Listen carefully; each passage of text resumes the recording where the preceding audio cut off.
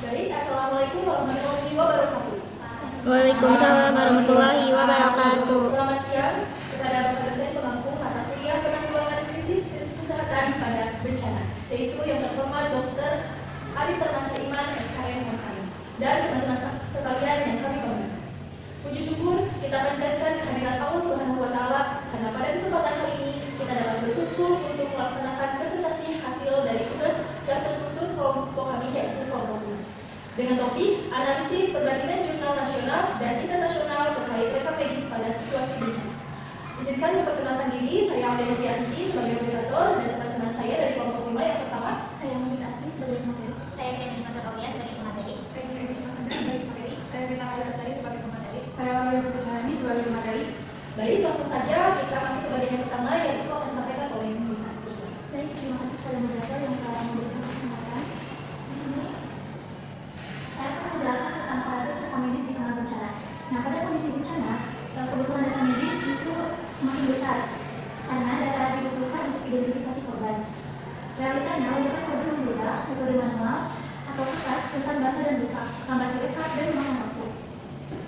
Mungkin sekian. Baik, untuk selanjutnya akan disampaikan oleh Bu.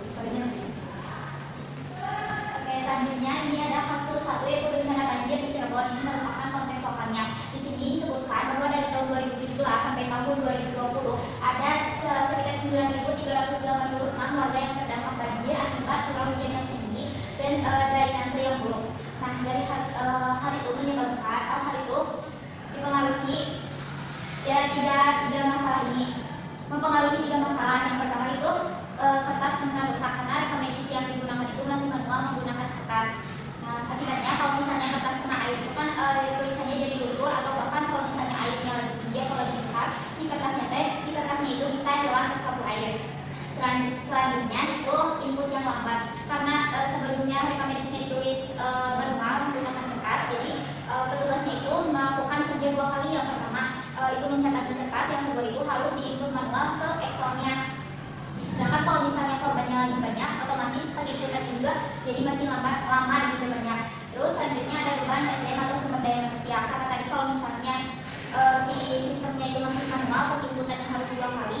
Apalagi kalau misalnya korbannya lagi banyak membludak, itu petugas itu menjadi merasa kelelahan saat menghadapi saat mencatat korban. Gitu. Selanjutnya di sini di artikelnya atau di jurnalnya itu disebutkan bahwa untuk mengatasi 3 masalah tersebut dibuat satu solusi, yaitu dengan membuat sistem pendataan bencana banjir berbasis web yang namanya itu adalah Sidabana. Nah, di sini yang pertama dari webnya itu terdapat formulir rekam medis elektronik yang isinya itu data identitas, waktu kejadian, dan kondisi klinis dan yang lainnya yang memuat hal-hal yang wajib ada dalam rekam medis. Setelah itu, jadi yang sebelumnya dicatat lalu dimasukkan atau diinputkan melalui Excel, itu bisa langsung diinput melalui form elektronik yang ada di webnya Sidabana ini. Selanjutnya, hasil dari web yang tadi itu langsung otomatis tersimpan di MySQL dan di MySQL. Nah, terus MySQL itu bisa dibuka via browser juga. Jadi yang sebelumnya kalau kertas tadi takut luntur atau malah kertasnya hilang terbawa banjir, kalau yang ini aman, masih bisa dibuka juga di browser. Nah, selanjutnya untuk outputnya nanti setelah ini diinput, nanti keluar outputnya itu adalah berupa QR yang di sini itu identifikasi dan laporan dari pasiennya. Nanti si QR-nya biasanya itu dijadikan doang kepada pasien atau korban untuk pembaruan data korban yang instan dan dashboard laporan logistik. Nah, ini itu udah diuji coba sebelumnya dan hasilnya itu 100% bisa. Sekian saya kembalikan kepada moderator. Baik, untuk terima kasih, dan selanjutnya akan disampaikan oleh padanya di presentasi.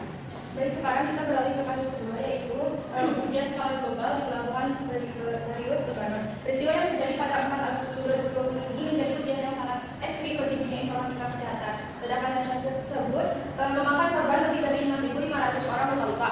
Sebagai rumah sakit rujukan utama, American University of Beirut Medical Center atau AUBMC menerima lebih dari 360 korban hanya dalam 3 jam.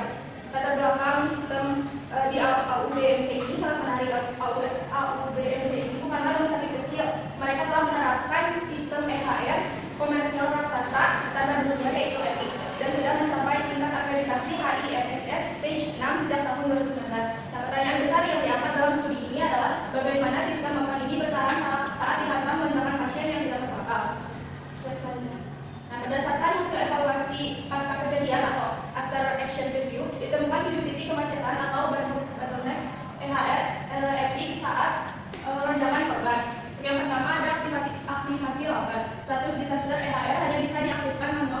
khusus yang saat itu sedang tidak ada di lokasi. Yang kedua ada krisis gelang identitas. Jadi hanya tersedia 200 gelang pracetak habis dalam 1 jam pertama. Yang ketiga identifikasi anonim. Gelang darurat hanya berisi nomor MCR tanpa nama. Jadi menyulitkan komunikasi dengan keluarga atau tim SAR. Yang keempat ada beban dokumentasi. Alur klik elektronik terlalu panjang untuk dokter yang fokus pada live streaming. Yang kelima blokir keuangan. Persetujuan biaya macet otomatis. Pasien dipindah fisik tapi tertahan di sistem komputernya. Yang keenam pelacakan atau tracking lag. Dashboard gagal update real time dan lokasi pasti korban sulit dilacak di dalam RS. Untuk yang terakhir itu fase pemulihan duka. Jadi tidak ada protokol IT untuk merapikan ribuan data kacau setelah krisis usai. Terima kasih. Jadi terima kasih kepada kita. Selanjutnya akan disampaikan oleh Nisa. Dan terima kasih di sini saya akan menjelaskan perbandingan tentang sistem Sidabana di Cirebon dengan Epic AHT di Beirut. Nah, untuk karakteristiknya di Sidabana itu prototipe baru dirancang khusus untuk bencana dari PHP atau MySQL. Sedangkan di Beirut itu sistem mapan dirancang untuk layanan reguler tapi dipaksa masuk ke bencana. Untuk skala insidennya itu untuk Sidabana skala sedang. Ancaman utama pada sistem data atau kapasitas basah. Untuk di Beirut itu skala masif seperti menjadi ledakan. Ancaman utama pada kapasitas sistem atau buat pelayanan digital. Untuk fokus inovasinya di Sidabana itu pengembangan produk digitalisasi form manual dan output QR code. Untuk di Beirut evaluasi operasional seperti mengidentifikasi celah dan alur kerja sistem apa. Yang terakhir ada metode riset. Di Sidabana itu R&D seperti waterfall atau uji pre-close. Nah kalau untuk di Beirut itu ada studi kasus atau debriefing medis dan teknis. Ya, saya kembali kepada Mbak. Jadi terima kasih kepada kita. Selanjutnya akan disampaikan oleh Gina. Baik, di sini selanjutnya ada kekuatan dan keterbatasan studi. Yang pertama itu di Sidabana di Cirebon. Yaitu pertama kekuatan itu ada solusi spesifik, konteks lokal, murah, praktis, identifikasi QR code, sangat inovatif untuk penerapan langsung di lapangan. Nah, kekurangannya itu keterbatasan itu yang pertama ada skala uji sangat kecil, yaitu cuma ada 3 responden, baru prototype awal uji black box. Kemudian ada 10 menguji fitur pemetaan geospasial atau BPS. Nah, untuk EHR Epic Beirut itu kelebihannya atau kekuatannya itu yang pertama berbasis pengalaman nyata, berskala raksasa atau bukan simulasi, evaluasi after action, review sangat mendalam dan reflektif. Kemudian keterbatasannya itu yang pertama keterbatasan pada satu merek EHR atau Epic di satu rumah sakit sehingga kemarahannya itu mungkin tidak 100% berlaku untuk arsitektur sistem lain. Selanjutnya ada sintesis pembelajaran sistem rekam medis idealnya. Nah, dari sini itu kita belajar dari Sidabana itu dia pertama itu input masuk, lalu IU-nya itu tidak rumit, identifikasi instan atau QR, kemudian skala disabilitas dan kesiapsiagaan itu belajar dari Epic Beirut, kapasitasnya terbesar, tracking pasien masal terpusat. Nah, teknologi canggih saja tidak cukup, sistem EHR harus memiliki tombol darurat yang memangkas birokrasi klik atau express lane dibanding pelincahan alat bantu dengan di lapangan. Sekian, terima kasih. Jadi terima kasih kepada Gina. Selanjutnya akan disampaikan oleh Aulia. Dipersilakan. Baik, di sini ada implikasi bagi praktisi serta medis atau PMIK. Kompetensi PMIK yang berada di masa depan. Yang pertama itu desain konseptual. PMIK harus mampu merancang sistem yang relevan dengan jenis yang lokal. Misalnya, ini disederhanakan dengan mode bencana agar input lebih cepat. Lalu ada protokol model bencana. PMIK perlu merumuskan SOP aktif cepat. Tidak boleh ada sistem yang terkunci atau hak akses saat kondisi darurat atau life saving. Yang ketiga itu pelatihan lintas fungsi. Edukasi EHR saat bencana bukan hanya tugas admin, tetapi perawat, pendaftaran, dokter, dan tim IT harus berlatih simulasi mesh conceptuality bersama sistem. Lalu di sini ada peta jalan ketahanan informasi kesehatan di Indonesia. Yang pertama itu pada fase saat ini digitalisasi basis, menggantikan kertas dengan mobile atau web e-form ringan di posko bencana dengan puskesmas kawan atau adopsi model SIDA bawah. Lalu yang kedua itu fase menengah integrasi mode darurat. Vendor RS Indonesia wajib membekali sistem mereka dengan fitur bypass darurat. Lalu untuk pendaftaran massal dan gelang cadangan, percetakan, mencegah krisis bayi reward. Lalu masa depan ada komanda IT terpadu saat bencana. Tim IT dan PMIK langsung terjun di garis depan sebagai digital first responders, bukan hanya duduk di back office. Baik, terima kasih kepada Aurel yang telah menyampaikan materinya. Sebelum sampai ke kesimpulan, kami akan membuka sesi diskusi atau tanya jawab kepada yang akan bertanya. Dipersilakan. Silakan. Sebutkan nama dan NIM serta nama kelompok. Perkenalkan, nama saya Lidia Hasanudinila dengan akhir NIM 034 dari kelompok 7. Ini bertanya, dalam penanganan bencana apa sih peran PMIK dan bagaimana itu rekomendasi bencana di Indonesia untuk kedepannya? Baik, pada materi apakah sudah bisa jawab atau akan berdiskusi dahulu? Diskusi terlebih dahulu. Perkenalkan, nama saya Julio Putri. Bertanya,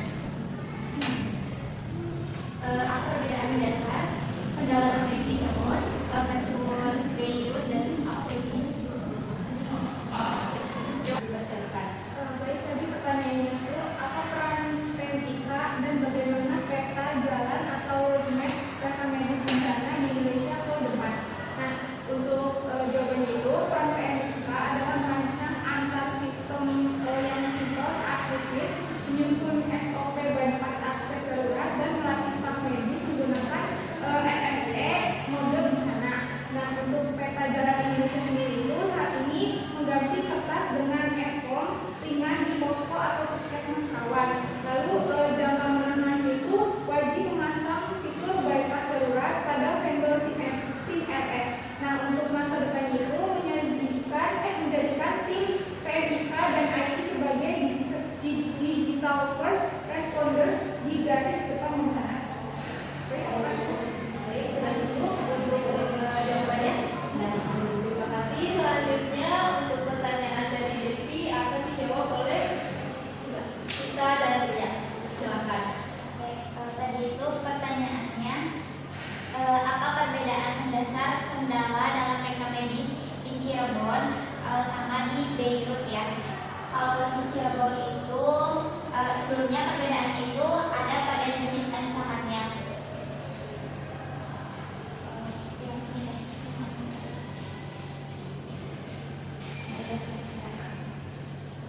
Nah, kalau di Cirebon kan dari permasalahan 3 ini dari solusinya itu pakai sidabana yang web ini yang tadi. Jadi yang sebelumnya itu si kertasnya bisa rusak atau ke bawah banjir, ke bawah arus banjir. Kalau dari sidabana ini kertasnya bisa formulir atau reka medisnya itu bisa dilihat melalui digital kayak gitu. Terus nanti untuk outputnya itu ada QR code. Jadi si pasiennya itu pakai gelangnya itu gelang QR yang bisa di scan langsung. Selanjutnya Nah, sedangkan di Beirut itu skalanya masif, jadi ancamannya adalah kemacetan sistem digital atau bottleneck akibat birokrasi otomatis dan alur input yang panjang. Jadi solusinya adalah fitur mode bencana atau express lane untuk memangkas alur klik dan bypass kelulusan finansial saat krisis. Mungkin sekian jawabannya. Jadi mungkin sudah diterima untuk jawabannya, Devi. Terima kasih untuk penanya dan menjawab serta pemateri yang telah menyampaikan materi hasil dari pembahasan kali ini. Dengan demikian presentasi dari kelompok kami yaitu kelompok 5 telah selesai pada hari ini. Mungkin kami sebagai presentator dan pemateri mohon maaf apabila